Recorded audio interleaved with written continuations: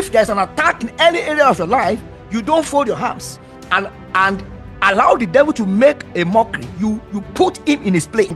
Parents, you have to be very careful and watchful. Abraham passed down the mantle of blessing to Isaac. Isaac passed it down to Jacob, and then Jacob passed it down to Joseph. Joseph passed it down, and then he passed down until he got to David, and David passed it down to Jesus, and Jesus is called the son of David. So God allowed Jesus to come through that lineage. Why didn't God allow Jesus to come through Ahab's family, Jeroboam, all these wicked kings in Israel who kill people? Why didn't God allow Jesus to come through the lineage of Nebuchadnezzar? Because the stream of water that flows from your lineage down to you is very important. You can pollute your stream as a parent, and you can actually make your stream to be of blessing.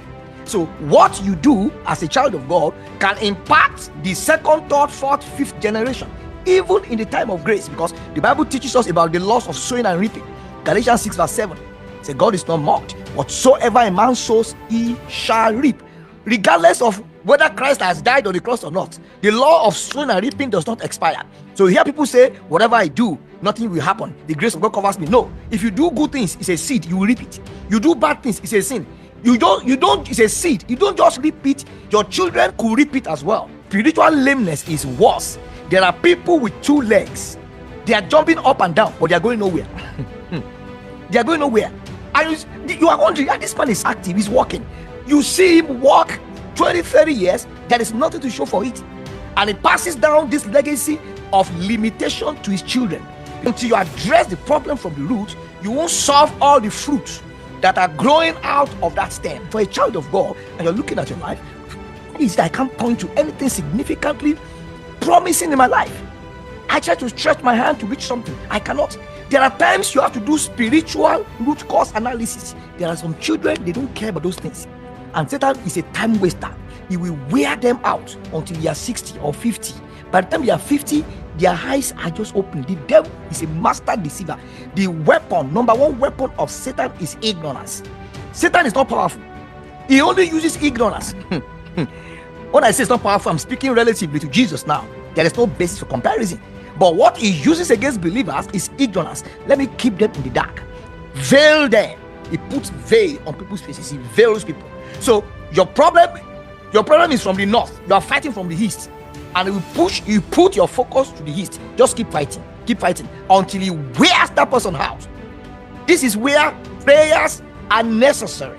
We are living in a very dangerous world, and the world is getting more dangerous, and the level of danger will not reduce, because we're in the last days. Jesus said these things must come to pass, but this is just the beginning. But you and I, because we are in Christ, we have to make sure we take up our weapons of warfare, the shield of faith, the sword of the Spirit, the breastplate of righteousness, the helmet of salvation. All of those weapons that Apostle Paul teaches in Ephesians chapter 6, I think, they are very, very vital to victory in these last days. Because when you are very prayerful, and you are praying, God will open your eyes. You will see revelation. When you see some dimensions of toiling, we all go through challenges in life. Challenges come and go.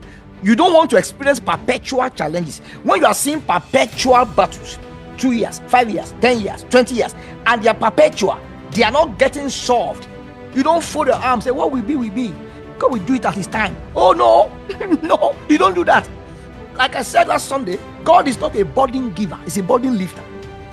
He's not a burden giver, he's a burden lifter. Matthew 11:28, Jesus said, come unto me, all ye that are weary and heavy laden, and I will give you rest. God does not put yoke on his people, he removes yoke.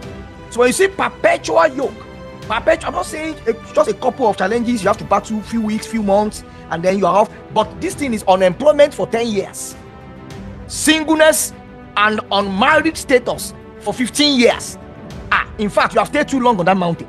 Once it reaches 2 years, you cry out. In fact, 1 year, you cry out and you seek the face of God.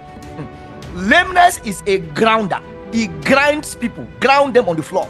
Spiritual lameness, financial lameness. There are some people, they are lame financially. They cannot muster financial strength. They can't muscle They can't do any significant thing. I hate that thing with passion. You have a need for 5,000 pounds, 10,000 pounds. All you have is 100 pounds. And you do everything possible. You can't get more than 100 pounds. That is financial lameness. And the degree to which you can muster resources to do in life is the degree of your impact.